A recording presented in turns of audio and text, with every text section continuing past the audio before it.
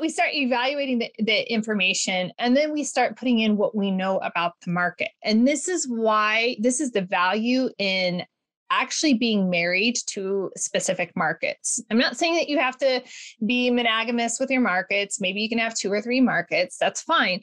But if you are spread so thin and you're like, oh, and I used to be this person, by the way. So if you're listening to this, I speak your language and hear me now, just like tap it down, don't get shiny object syndrome, and just narrow it down to a couple of markets.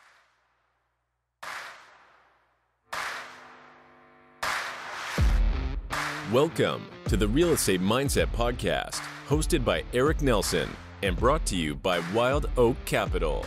Eric is a real estate investor, business owner, and performance coach. Throughout this series, Eric explores the mindset behind why certain investors are so successful and how we can learn from their achievements and failures. Eric asks the tough questions around the habits, discipline, mindset, and more required to achieve the most ambitious goals. Thank you for being here and enjoy the show. Hey, everybody. Welcome to the Real Estate Mindset Podcast. This is your host, Eric Nelson. Tonight, Julie Holly. I am so excited for this show. It's been a long time coming, so thank you for being here. I think it's been since July. I think you now beat all the guests on my show. Because I'm the longest we've delayed, the most changes. Oh, yeah, we've definitely, yes, right? I think as a complete, I think we've both done no shows on each other's show and stuff like that. I don't know. Yep. It's been rescheduled. It's been all of this stuff. So thank you for being here. Thank you for making it happen. I appreciate you being here. So we always start out, I always say, give us the kind of quick, 2-minute spiel. Where are you from? What have you been up to? What brought you to real estate? Yeah, originally from California, spent time in Denver, starting our family, back to California and up to far north Idaho, where we're on the Canadian border, not Boise, everybody, and enjoying all the outdoor activities that you can possibly imagine. But when it comes to real estate, well, that starts when I was born. My dad got into residential real estate. So I have residential real estate, which is not the same as commercial investing. We all know that. It's a completely different dialect, a whole different strategy, everything. And I didn't learn about syndication until I was in my 40s. And I felt absolutely robbed, a little bit jaded, little angst going on there because I sat as a residential sales agent beside commercial brokers, and I cannot even believe they did not share the goodness with the rest of the agents in the office. Not in themselves. They were hoarding the goodness, which is what we're not doing. But anyway, go on. Thank you. But you know what, even, and people can head over to my podcast and check out an episode with Brandon Hall on taxes for real estate agents. They could have been really helping out all the real estate agents on the tax end of things, and they weren't. So maybe they didn't know. I'm not sure. I'm not going to hold a grudge. That's not worth it. But I found out about real estate syndication. And the moment I did, it was blinders on as a little horse, straightforward. This is my path. This is where I need to go. And since then, I've invested passively. I have been able to work on a deal in Atlanta, which is super amazing. And like you, Eric, dang, we're just getting beat up because we're unwilling to change our investment criteria. So in a nutshell, that's the investor Julie in a nutshell. I love it. Okay. So we're going to go back to some of that, but we were just talking in the pre-show about deals. So yeah, we've underwritten, hundreds, right? So, I think we talked about this in Dallas. And so it's been another 5 months of this, just both getting beat up. It's painful. But it's so painful. I do believe people are overpaying. It's this excitement around this industry that everyone wants to just get in. And it's, I think, dangerous. So I love that you stick to your guns. This is my returns my investors deserve. And if it's not that, then I got to move on. So love that about you. Keep it up. We'll continue to get beat up together. We'll text each other once a month. But, okay. two things on this note, because what I go back to is the residential agent in me, right? And my husband is in residential. He's a broker on the residential side. We speak different languages. I say that I am bilingual when it comes to real estate, and I do a lot of translating for the two different worlds. But, if I go back to residential in, before the '08 crash, and I look at what was taking place, I have a very difficult time looking at what's taking place in multifamily right now, Eric, and not seeing a difference. I'm seeing everybody saying, this is so sexy. It's easy money. I can get this deal done. And instead of worrying and not worrying, but being concerned about integrity and reputation, and most importantly, protecting their investors, their shareholders. Yeah, you said so well. I mean, it's so perfect. So let's actually go back to that. So before, when you learned about, I guess, how did you learn about multifamily? How did you learn about syndication? I mean, where did you get that education? Come on, what is the genesis moment for everybody? I'm going to put you on the spot. We're both podcasters.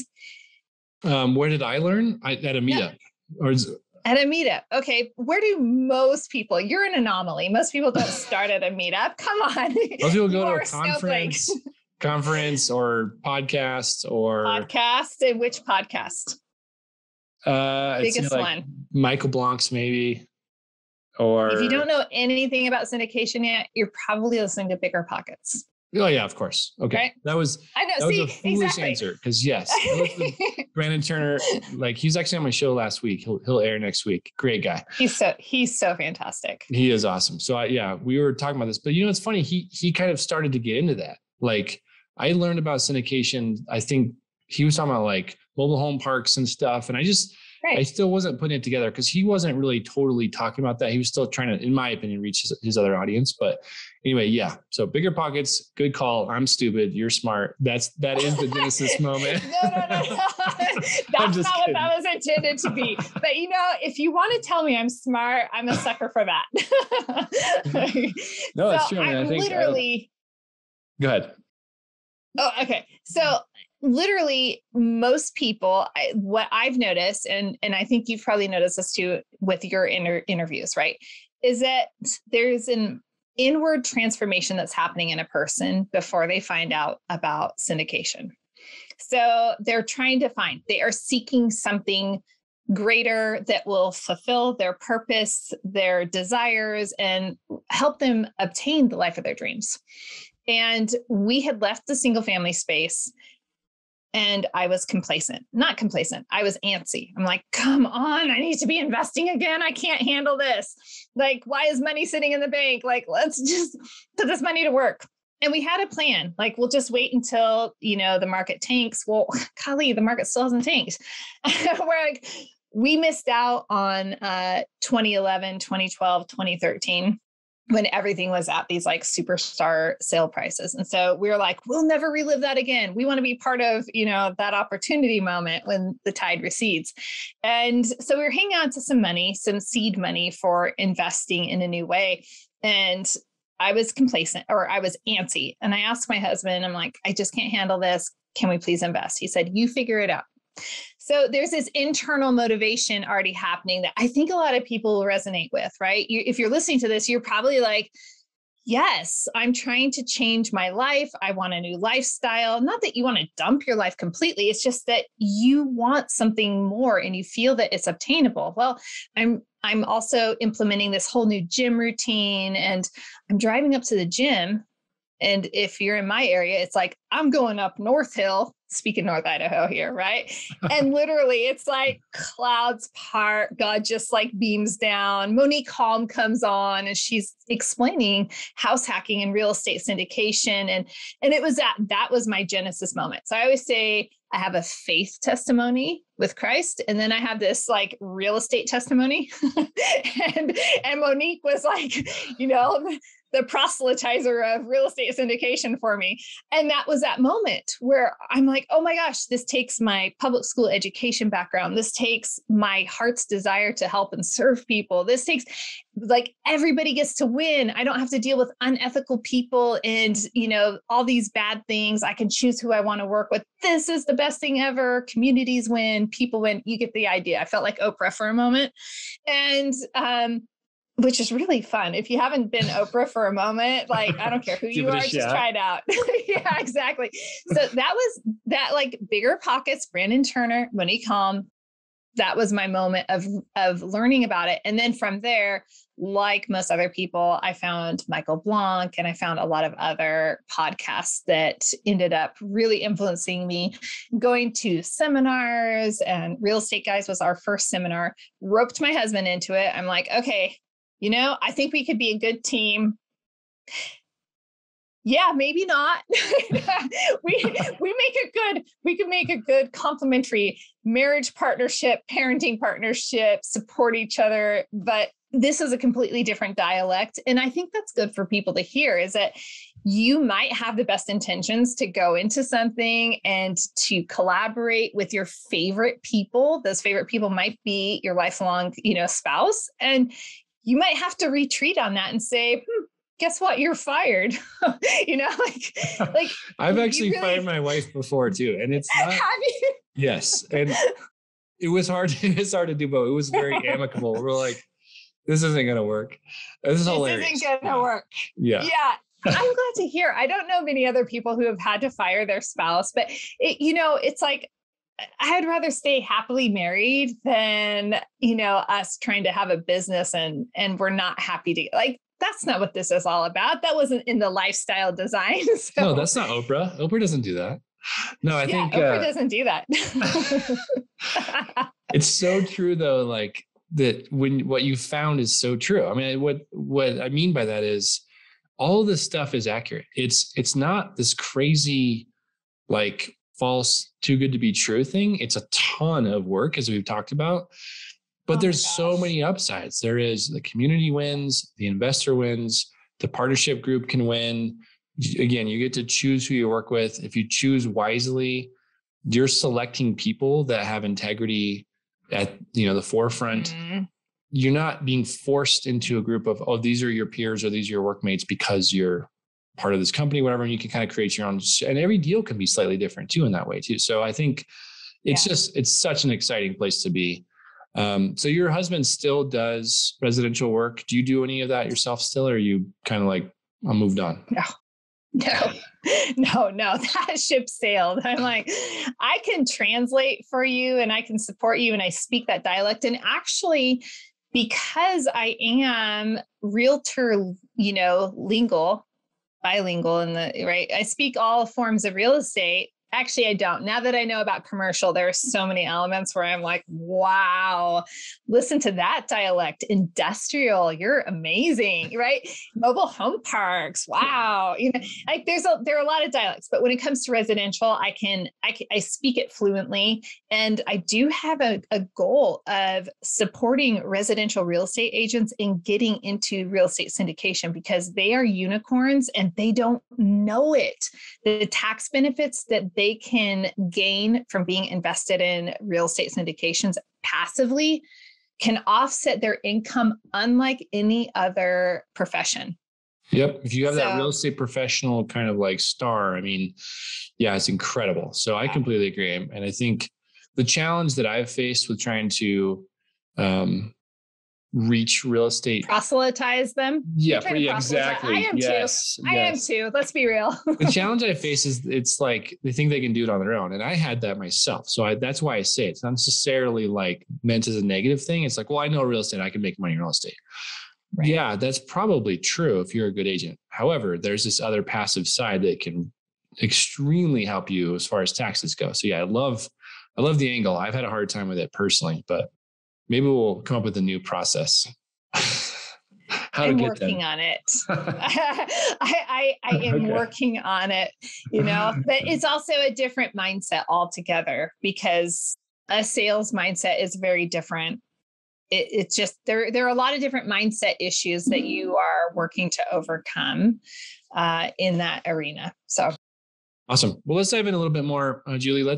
What markets are you looking, perfect world? What is this is the one, this is what I could buy. The deal criteria. The deal that does not quite exist right now, but yes, deal criteria and market. Golly. All right. Well, I'm invested in Huntsville and I would love to expand the footprint there.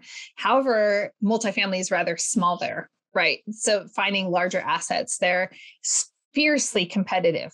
And apparently I like very fiercely competitive markets because I'm working with two of the best teammates ever in actively pursuing opportunities in Columbus, Ohio. And we are getting our butts kicked. That's just the honest truth right there. So we're coming up first place losers, which really feels rotten. Yes, it does. It feels like we're getting beat up, but here's what has solidified as we reviewed last week. We reviewed all of the deals that we have analyzed over the year. And that's like super shout out to Matt Kontoff, who's underwriting the deals and just kind of leading that portion of our team.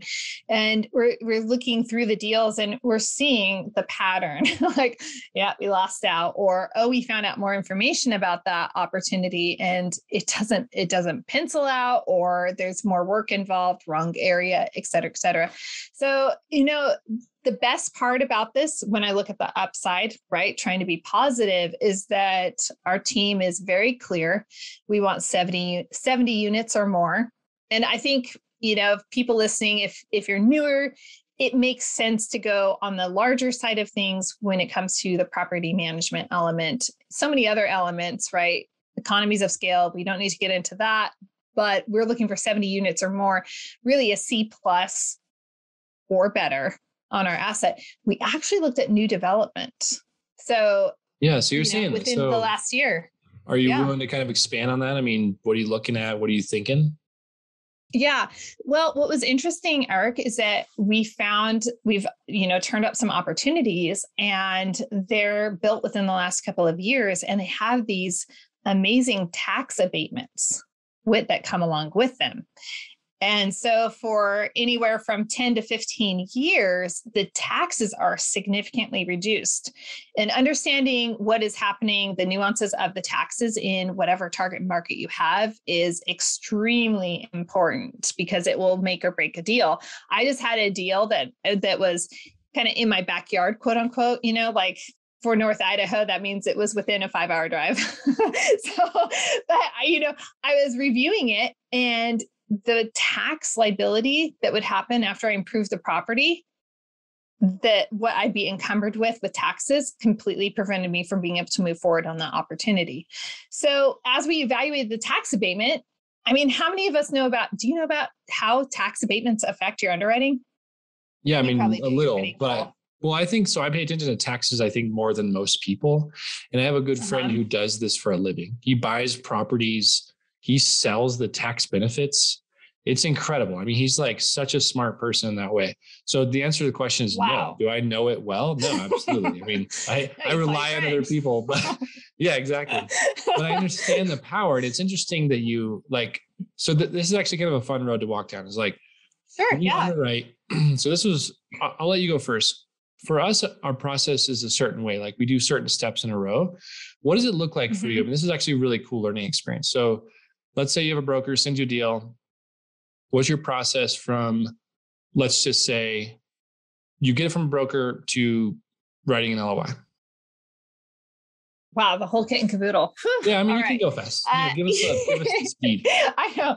Well, first it's just reviewing the OM, getting the T12, reviewing the rent roll, looking at, what is our occupancy rate really, and who's really paying, who's on the eviction list, who's behind, like evaluating the health overall of what we are being offered. Because let's face it, I love the expression, I've never met a pro forma I didn't love, right? I mean, pro formas are meant to be like that super cute thing that you just are like, oh my gosh, how can I not love this puppy?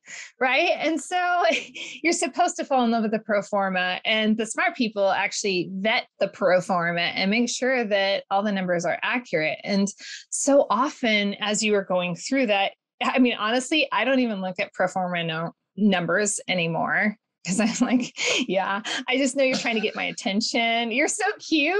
Let's just look at what's under the hood now, right? Yeah. We start evaluating the information, and then we start putting in what we know about the market. And this is the value in actually being married to specific markets. I'm not saying that you have to be monogamous with your markets. Maybe you can have 2 or 3 markets. That's fine. But if you are spread so thin and you're like, oh, and I used to be this person, by the way. So if you're listening to this, I speak your language and hear me now, just like tap it down, don't get shiny object syndrome, and just narrow it down to a couple of markets, because you have to understand the nuances of what's taking place. So for instance, in Columbus, Ohio, one of those things is the taxes, and the taxes are wild. They are exorbitant. And you wouldn't know that if you're looking at the pro forma. And so taking the time to evaluate the information. And then from there, it's, okay, well, what do we actually need to do to this property? Like, what actually needs to happen to bring this up to speed? That's where we started looking at some assets that have been built within the last 2 years. Well, if we're going to spend our time, our money, and our energy, which is also our investors, investment, is this the best investment to go into quote, is it really a value add at this point? Or should we just buy in over here at something that's 1 to 2 years old, and we're paying more on the front end of things, and yet our expenses don't have to be so high. We don't have to have so much in reserves. We're not spending all of our time and energy into getting bids and taking care of it in that regard. And guess what?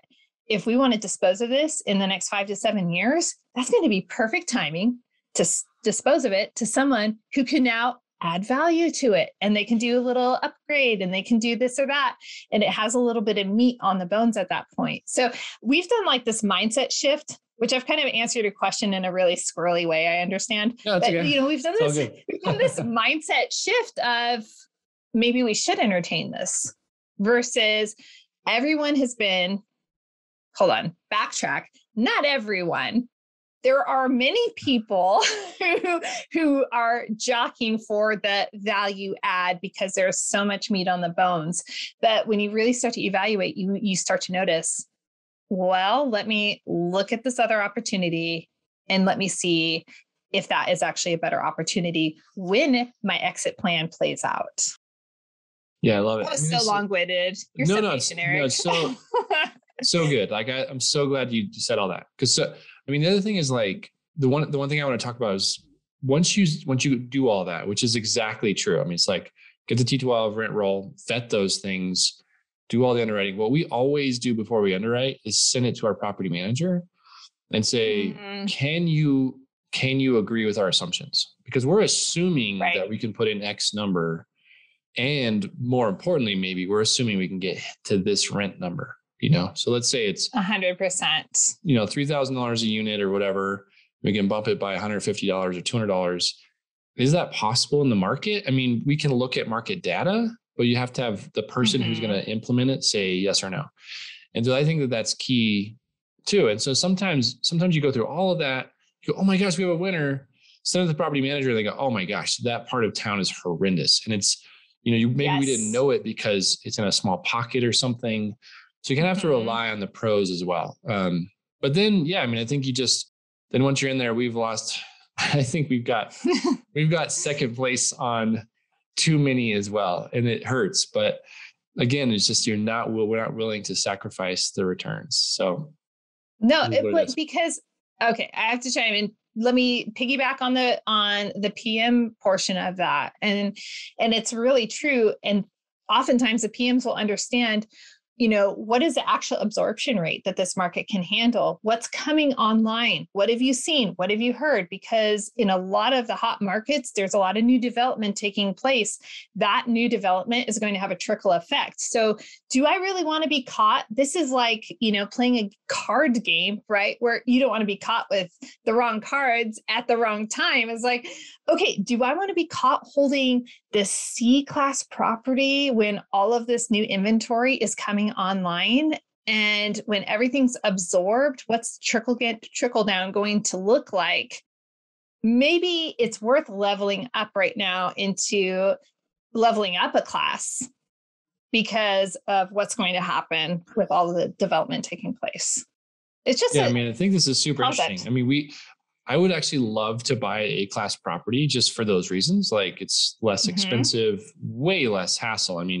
The reality is basically, in my view, the value add, like we're talking about, is customer service in an A or A plus property, like you're describing. It's make the customer service, make the amenities as sharp as they can be. That's the value you could add, which is basically a people thing. It's like training the people who are there to be like, world-class in customer service, rather than let's tear out all these cabinets, put in new ones. I like the concept of both, but I think we've just never, at least my experience with those A plus class properties, can't see the returns until a sale. And so for me, that's always been the challenge. And maybe Columbus is the sweet spot, but in our markets, I haven't been able to see that.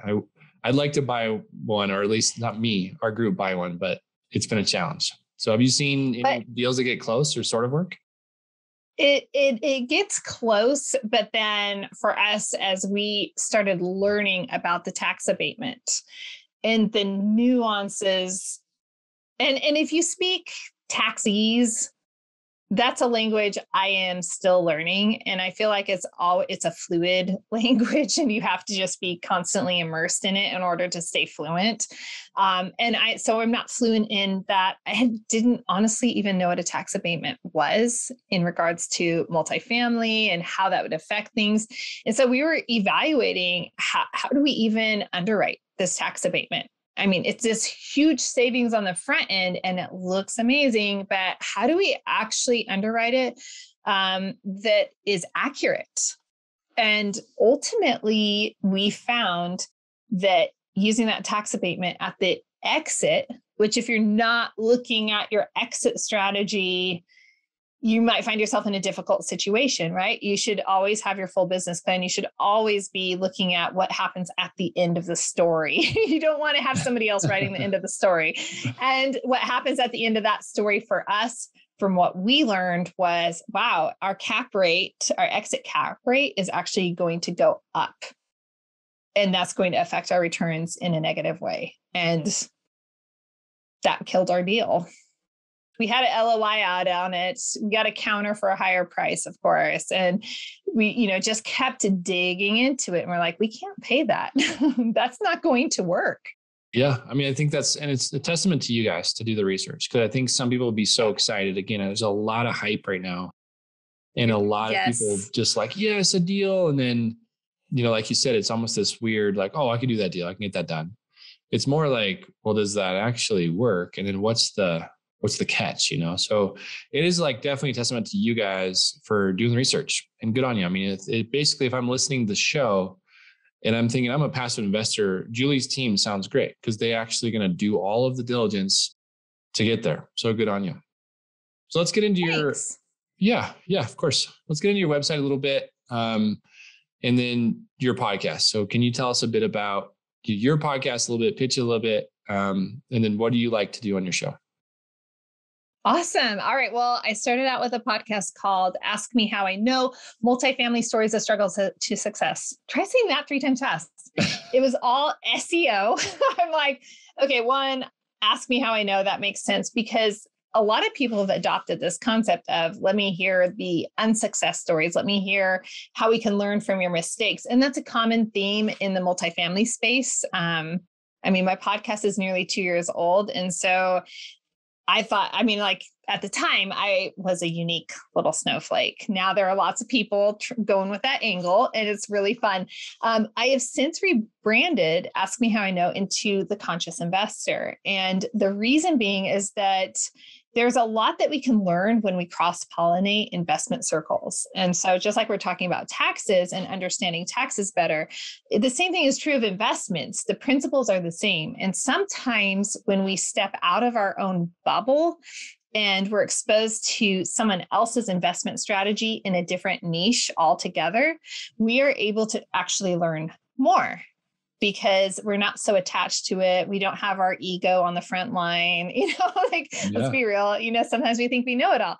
And so the conscious investor, it's exploring a lot of different investment strategies, not just for money, because I am into holistic investing. I should coin that phrase right now, but I really want to empower people, not just financially. And I've started with the finance portion of things because my belief is that oftentimes there's a certain demographic that when their finances are not in order, they have a difficult time in all parts of life, and they can't receive other things in life, and they can't thereby give in life. And so by caring for them as on the financial component and getting them squared away with some awesome real estate investments with great tax depreciation and all the bells and whistles, now their jets are cooled a little bit, and now they can start looking into the mindset component of things. And so I've always married investing, real estate specifically, and mindset together. It's been 20 whatever years of doing that. And so now I realize, wow, this is just spun together. It's a piece of yarn. And that's what I offer. And it's 3 episodes. Mondays are always mindset. It's probably more information than you want, right? No, it's awesome. I love mindset. So yeah. Oh, I love it too. I always offer some uncomfortable challenges on Mondays. And then the rest of the week, I change the format and I just take little bite-sized sections with each of my guests. And so we get like, who are you? Right. So Eric, when you come on the show, it's going to be like first episode, which is just short and sweet, but it's all recorded in the same hour. Now I'm scared. Who scared are for you? the challenge. And I don't know who I am. So now I'm double scared. Right. And then we ask, what's the big mindset shift that you've made? Because we all need to make mindset shifts. And then what are you consciously investing in? So really the conscious investor serves people in the way of, they get the mindset fuel, but then they also can really get to know the nuances of the guests. So if it's someone they want to invest in whatever they invest in, like how many shows do we hear the same exact story repeated over and over and over again? It's like, no, I need to see a different part of you. So this is like the other facet of all of those people. I'm not trying to get them or catch them off guard. It's just, this is who they are. And let's see this other side of who they are. Oh man, so good. No, it's true. You're not trying to like trap someone. It's Never, like, let's be vulnerable like for a minute and be honest for a minute. That's so cool. They're really honest conversations. Well, now I'm triply scared. But I have not made anyone cry yet. Yet. I'm on 8 days from now. You can try and make me cry. I won't make you cry. Just kidding. No, I'm excited. It's such a cool concept. And I love the way you split it up. I mean, I think it's just a really cool show. So I wanted you to pitch it. And then 3 keys. We got to jump to mindsets here right after that. But if you want to pitch that too, I mean, I think it's just a cool brand. I love like your social look, like everything about it. So if you want to maybe pitch that a little bit. Sure. I'm going to start out by saying shout out to Monica. She's my brand Sherpa. You can find her at authentic.com. She has a podcast. If you want to level up any of your marketing and just grow as a human, just listen to her podcast. I found her before she started it, by the way. She's amazing. And she brought my soul to life on that website, literally. But 3 Keys Investments, it represents a lot of things. 3 is the Trinity for me. My faith comes first. 3 is also, I'm a 3rd generation realtor. And we have this little saying around our house that you have to try things 3 times. So, take 3 bites, try something 3 times. First time is probably just like, hey, this is really great. Second time is like, oh, this sucks. And you really got to give it a fair shake. So 3 is a really happy number for me. And my grandpa used to always say, who was like the leader in real estate, he was in Realtor magazine when he was 91. They featured him. Wow. Yeah, he was really awesome. So, but all that to say, he used to always say, the key is, and so just a lot of nods. And if you go to the website, I want you to notice that there is a bird, and the bird is on top of a bird cage. And part of 3 Keys Investments is finding your freedom. And a lot of people talk about financial freedom and all of this. Financial freedom is only one type of freedom. You have to find freedom in all parts of life if you really want to live truly free. Thank you for saying that, because I people do say that all the time, and that's part of the thing is like money is a tool, and I kind of preach that. It's like it's one piece of the pie, and I can promise you, I know plenty of people who have way more money who are way less happy, and people who have way less money and way more happy. It's one sliver, right? So if you want financial freedom, in my view, this is like just my perspective, is it's only one tool to get you where you can be. So I love the image of the bird on the cage too. It's so awesome. It's like true freedom. True freedom outside of the cage. You want to go in the cage and perch? Cool.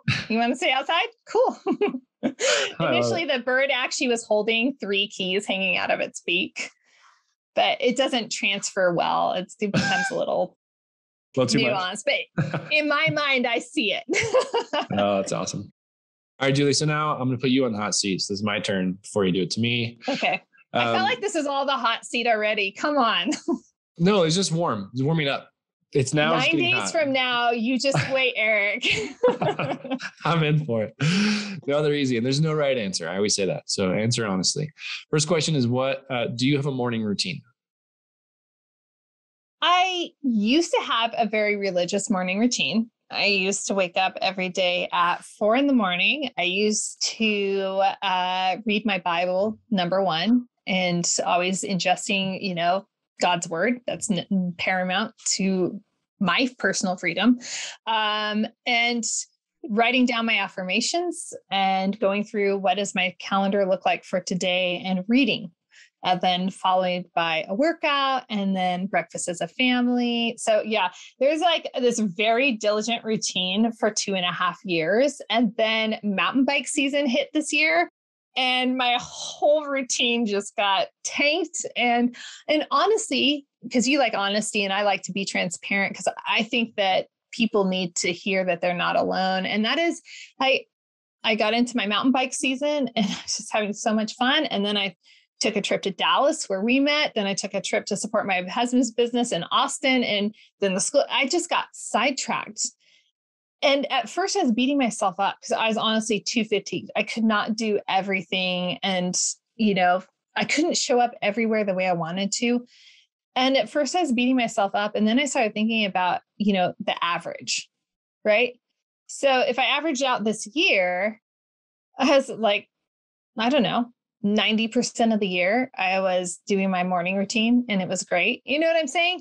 Like sometimes I feel like we were like so in the rut and I needed to step out of the rut. I'd been in it for 2.5 years and I'm like, I just want a mountain bike. That's all I want to do. And I want to be present for my family and travel, and so you start to evaluate like what is important to me in life. I'm still getting my exercise. I'm still getting these other facets. Does it have to take place? And I think that the morning routine has been so overglorified that we forget that we're humans and we start to beat ourselves up and we forget to give ourselves permission to grow. And sometimes that growth is like, if you lift weights, which now I like lifting weights. I was just doing some bench pressing with my son earlier. And, you're doing that. If you don't have the right form, you're going to get messed up. So sometimes in life, you have to actually drop some weight and get back into what's my technique? What's the bottom line? And so at first, initially, I was kind of beating myself up and I don't know if I was just trying to make myself feel better, but, I really have, and now I'm back into my routine and it's fine. But I took a little break off from my routine for a couple of months as life was transitioning and happening and all of these things. And I think people need to be willing to give themselves that permission to say, let me work on my technique a little bit and let me give myself the margins to do that. Yeah. So there's so more much than in there you wanted to hear. No. Okay. A couple of things. One, we connected on mountain biking. I rode my bike today. That's the one nice thing about having zero snow here yet. I live in Colorado, as you remember, and we have no snow, none. West side. But I get to, yes, exactly. But I get to ride my bike still. So I totally understand that. And I like what you said too about being yourself jealous. Come visit, come hang out. Jens will ride with us. Anyway, so I think you also said like beating yourself up. So I have a tendency to do that a little bit too. Like if I get to where I haven't done what I thought I was going to do, or, like, oh man, I did say I was going to do that, or, whatever it is, like you get a little bit out of your routine. It's just give yourself grace. I mean, grace is like so powerful too. So I'm glad that you said that. I won't go too deep into that because I think we could talk about that forever, but it's super important not to beat yourself up. The purpose of these podcasts, the mindset stuff we talk about, to get a little better every day. And sometimes that means taking steps back. Sometimes it means to slow down, technique, like you said. So appreciate very much what you said. All right, next one is awesome. And I love your social media posts about this. What books are you reading, or what books can you recommend? Really? Really? I know. We only have 30 seconds for that. I'm just kidding. Okay. So I was not a reader. I want people to hear this also. I grew up, reading was a strain for me. I became an elementary school teacher and learned more about reading during that period of time. And really what made me and drew me into reading was that craving to be more, to understand more. And that came later in life. So if you are characterizing yourself as I'm a non-reader, I'm not a good reader, get over yourself. Okay. Like that's just an excuse. Dive into a book. If you want a list of fantastic books, just go to julieholly.com, scroll down, you'll see a book list. You can download it. A book that I think every person, I'm literally surrounded by books right now. Depending on what you want, and you can feel free to reach out and message me because I don't mind like giving specific recommendations for wherever you are in life. High Performance Habits. I read that 1 year ago, and the transformation that has happened in my life since reading High Performance Habits is astronomical. I cannot even express the changes. And the people that read that with me, the changes in their life. So I would say if you're looking for a personal growth and development book, it's a powerful book to begin with. I say Brendon Burchard is like a genius of our lifetime. I'm serious. I think he might be like a generational genius. He's like, because it's realistic too. Like I've read a lot of like performance or habits books. I don't know. I just love his style. And I like the audiobook. It's him reading it. I haven't read The Charge yet. Like Brendon Burchard, The Charge. It's even, dare I say, better than High Performance Habits. No, but it comes after. And if you, there are 4 books. And the High Performance Habits is a first. And so I totally am a proponent of that because it helped me understand myself. If you are a high performer, the way you are responding and receiving the world is very different than other people. Different does not mean better. We're not comparing in that way, but we're just saying, hey, my perspective is different. I'm going to get all teary-eyed. Like that was the first book where I was like, oh my gosh, I feel like somebody sees me for who I am. Oh my gosh, I'm not alone. Oh, wait, I'm not some anomaly. Like it very much gave me a different look at who I was and affirmed the drive that I have. And also gave me ways to do it in a healthy way.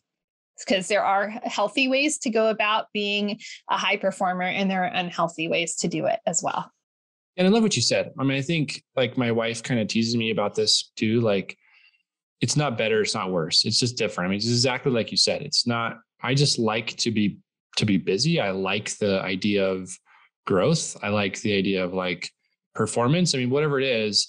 And some people don't, and that's totally okay. So I think it's really important to say that as well. It's not like there's no ego. There shouldn't be any ego around slackers. that. So, yeah, just super lazy. Get off the couch. No, because if that's your passion, that's your drive. If you like spending time with like friends, being mellow, or I mean, I don't know how else to say it, but like there's no right or wrong. So I think it's super valuable that you said that. When you read the book, The Charge, you're going to understand how to say all of that. All right. Because he's talking about the type of people in your life. And it's very, very powerful. So if you're listening to this and you're interested and you want to read in community, that's how I read High Performance Habits and started a book club. It was only supposed to be one book. And then now I have a book club and it's part of my coaching program. And so anyhow, I mean, reading in community with like-minded people I underestimated how powerful it would be. And when the group initially said, wait, what's our next book? I said, hey, wait, remember you signed up for one book. I wasn't doing a book club. They signed you up. This is awesome. Yeah. But they were dedicated. I said, well, I'm reading, what was I reading? The Obstacles Away. That's what it was. I'm like, just pick up Ryan Holiday. If you need a book, pick up Ryan Holiday, everybody. So I do want to give, I know I'm going on, but I want to give everybody one book that if you're on the business side of things and you're looking at marketing, you need to pick up Story Brand by Donald Miller. Hands down, the best marketing book on the planet. Super fun, super easy read, and easy to implement. And it totally has the results that you're going to want. Cool. No, that's awesome recognition. I think a lot of people put marketing a little bit lower on the priority list. And so that's way cool. Cool. So this is like a good transition because the next question is, have you had a coach or a mentor? And you mentioned your coaching, but tell us about your experience with coaching or mentoring, and was it worth it? Is the question I always ask. 100 million times and more. I know for a fact I would not be where I am today if I was not working with a high performance coach. Hands down, done.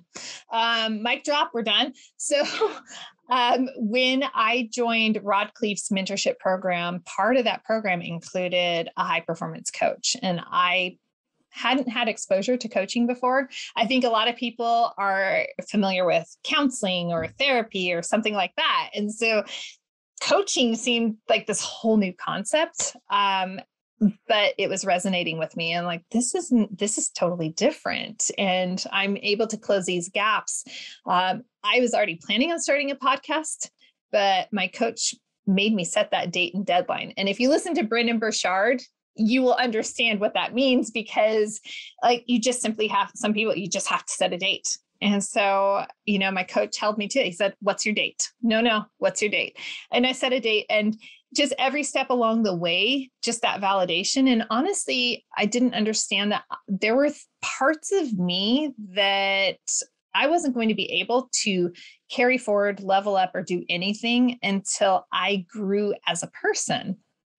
And so that personal growth allowed me to take the next step. Like, we want to run, but you can't run if you can't crawl. Like, you have to have these steps and it's not just in one element of our life. Like, maybe you can run in this part of your life, but you're still like rolling over here, and a coach is going to come along and be like, hey, you're rolling over. Let's work on that, and really collapsing those timelines. And that's what we do as coaches. That's what I was on the recipient end of. And quite frankly, I'm a little bit addicted to it now because when I coach people, all my clients, and it's such an extraordinary opportunity to know that I was on the receiving end of that and to be able to give that gift to somebody else and to help them run in their life is, dare I say, better than teaching kids to read. All right. There's been a lot of bold statements tonight, but I'm pretty bold. No, I am a high performer, remember? No, I'm kidding. So the next one, I mean, I don't even want to respond because some of these things you've said are so awesome. So I'm just moving on because I'll just, like you said, mic drop. Like, that's what it was. I mean, I completely agree. I think coaching is so powerful. I've gained so much from it too. And every session I gain something new. And it's sometimes I say it's like someone's digging the stuff out of me. Maybe I already knew it. But someone's helping me look at it a different the sometimes it's just simple, the concept, but then the the maybe breakthrough is profound. So, and it doesn't even have to be profound necessarily. It can just be like, oh yeah, okay, I will commit to this. I mean, it could be a lot of different things, but I completely agree. I mean, you're right. Mic drop, 1,000,000% worth it. Get a coach. Dude, I seriously, maybe when this is over, I just wanted, like, there's this concept I just want to throw out to you. It'll blow. You can throw it out now. I mean, might as well. Right? Okay. I'm going to throw this out to you. Right. Have you ever faced imposter syndrome? I think everyone has. Yeah. Okay. I mean, everyone trying to do multifamily syndication at some point called a broker and was like, oh, I'm looking in your market. And it felt like impossible. Yes, for sure. Right.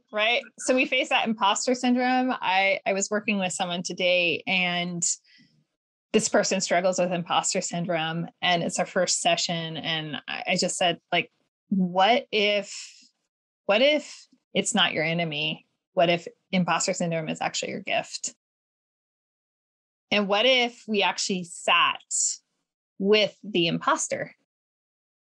Because that imposter is actually revealing something inside of us. And we're so busy spending our energy pushing the imposter away instead of saying, what are you trying to show me in my life?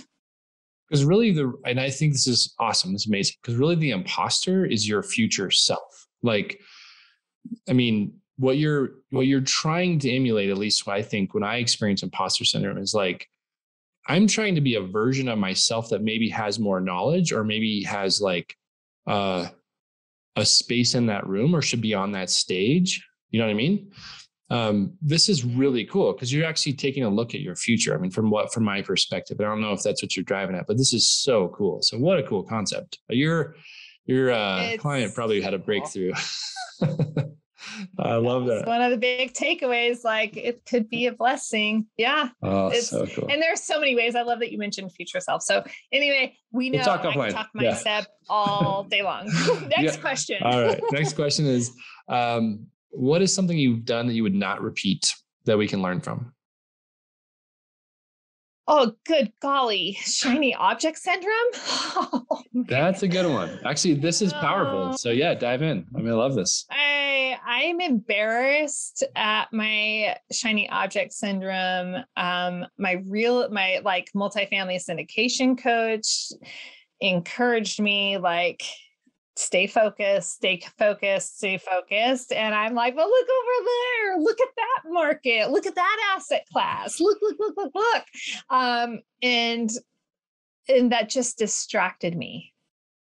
And really what we need to do is just buckle down and freaking focus on a certain spot and become good at that one spot. And for some of us, especially those of us who are more macro visionary type oriented people, where we just see the big picture. So if you're a big picture person, I speak your language also. And we really have to learn that there's a time and a place to look at the big picture. And then there's a time and a place to pluck the star from the sky and just focus on that. And that is super powerful. I was just in an event in Orlando. So that's what I was saying. And for the listeners, we can keep this part. We just actually had to jump on a new recording. It's never happened before. So on recording number 2, we can stitch them together. People are amazing. Editors are amazing. Thank you for the editing. So we'll just say that. Anyway, I was at an event in Orlando, and there were several people on stage who do different stuff, right? So they do like fill out containers and sell them. And then one person does self-storage and all this stuff. And you can almost look around the room and see shiny object. I mean, I've done that before too. Oh, I do that. Like Pal Chi has become kind of a friend of mine. He's successful in self-storage. Had him on the show, and I've even talked to him since. I mean, it's like, it seems exciting, but I don't know anything about it. So it's not realistic for me to chase it. So I think this is a great lesson for listeners, for sure. That just completely resonates. I actually went and met up with a bunch of really awesome people down an hour and a half south in Coeur d'Alene for a self-storage conference. Nice. And I literally chose to drive down, and they thought I was bonkers. I'm like, I'm just going to drive down in the evenings. I was a guest. So I was just there as a guest. And I'm like, if I go sit through this self-storage, I'm going to become so distracted. And I finally gained my focus. And I really want to learn about this, but I really need to maintain my focus because I can be very distracted. So good. Well, that's such a great tip. Okay, speaking of tips, so the next question is, what mindset tip, and we've given a lot, what mindset tip can you give to our listeners?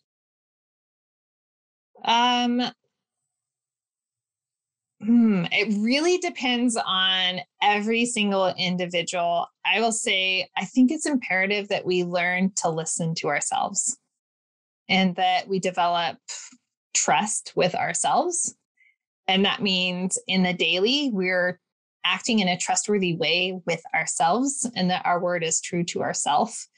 And that allows us to also start to listen to some of our intuition. And our intuition is more often right than wrong, because guess what? All those scary things that we think of in our head, yeah, how many of them actually come true, right? But how many things, if we actually channeled that and instead of thought about the scary things, if we actually thought about the good things and chased those down instead and trusted our intuition, we'd end up in a very different spot. Oh, so powerful. Yeah, super true. I mean, I think that's why I love mindset so much. I think it's a really powerful tool to, it sounds cheesy, but like think positive, but maybe more accurately is what you said is like intuition. Think of the positive things that you can do or that can happen. Like you said, write your affirmations. I love to be grateful, like write things that I'm grateful for. Things like that. So super powerful. Great tip. This one's the hardest one for me, I think. So what is your definition of success? I love this question because it actually caused so much angst in my life. I was comparing myself to everyone else and I'm like, they're so much further ahead. Look what they did. Look at this and this. And then I have this amazing husband who said, but what's your goal? So on every level, you have to have your goals. And when we're recording this, I'm actually working on my goals. And in my planner every day, because I use the Brendon Burchard High Performance Planner, I highly recommend it. It's amazing. I have my goals. I'm tactile, so I have them printed out and I have my goals. And I have family goals, I have community goals, and I have my business goals. Right. And so looking at success is not just looking at how many units do I have? I don't care. For me, I don't care if I have 1 million units if they're not cash flowing. So when it comes to my real estate investing, I'm looking at how is this cash flowing? What is it producing for me? That's what matters to me on that level. But ultimately, if I am not present with my family, and if I have a fragmented relationship with my husband and my children, I feel like the worst person on the planet and I cannot be successful. So you have to look at success in all the different facets of what does it actually mean to you. So for me, I have my business plans, but this sounds really funny to most people. The business plans don't drive my life. And even my family is not the ultimate driver on my success scale. But having those relationships is like paramount. The ultimate success for me is like, did I honor God and did I use my heartbeats wisely? I am entrusted with every single heartbeat and this breath of life and this opportunity. How am I using that? Am I using that to build a business in a way with integrity? Am I using that to love on my family with true love that's forgiving and joyful and kind? Right. So we have to, for me, I just have to look at all the elements, but ultimately most people will say like, oh, my ultimate success is I did this for my family. And for me, it's like, what am I leaving behind? Not just legacy, but how am I using today? Oh, it's so good. So that's why I love this question too, because I think when you actually take a step back, sometimes people get so wrapped up in the career or the units or the money or whatever. I love this question because actually I think most guests have surprised me. I mean, I wasn't expecting anyone to be like arrogant or anything, but a lot of guests are like, it's basically time, or like, like you said, it's basically honoring God. I mean, we share that faith. And so for me, it's similar. It's like integrity, kindness, grace, Those things. And then of course, time is huge value to me as well. But I just love that response. I mean, I think that's one of the greatest responses I've heard in such a long time, because it's the reason I asked the question is to try and like think through the full circle of success and what that means. It's not just one thing. So such a powerful response. Thank you for being honest. Yeah. And if you want to feel like a bag of poo, just borrow somebody else's, idea of success and try to live up to that. And that's why we can't compare to other people. Like, and I'm grateful I have a husband that reminds me of that. Like, cause sometimes I'll be down, like, I want so much more. I'm frustrated. He's like, things are overpriced. We both know that.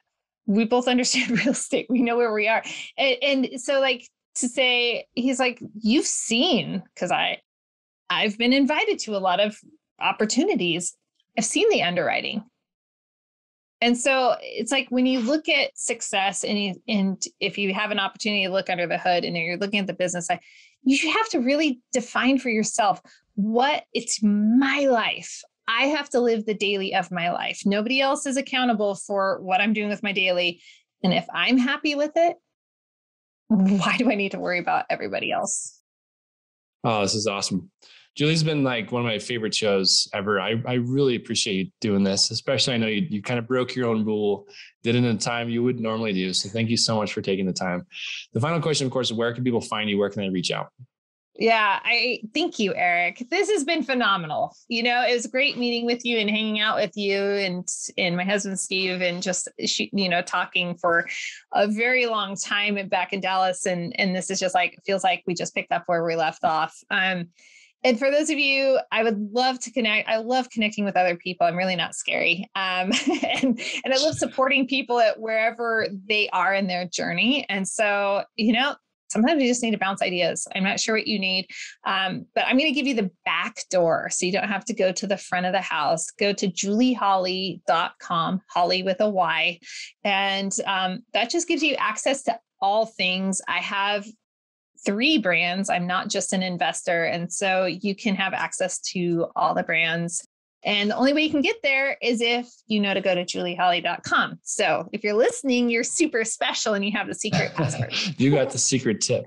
You have the secret tip. You're an insider. All right. Well, thanks again, Julie. This is amazing. Thank you so much for being here. Yeah. Thank you, Eric.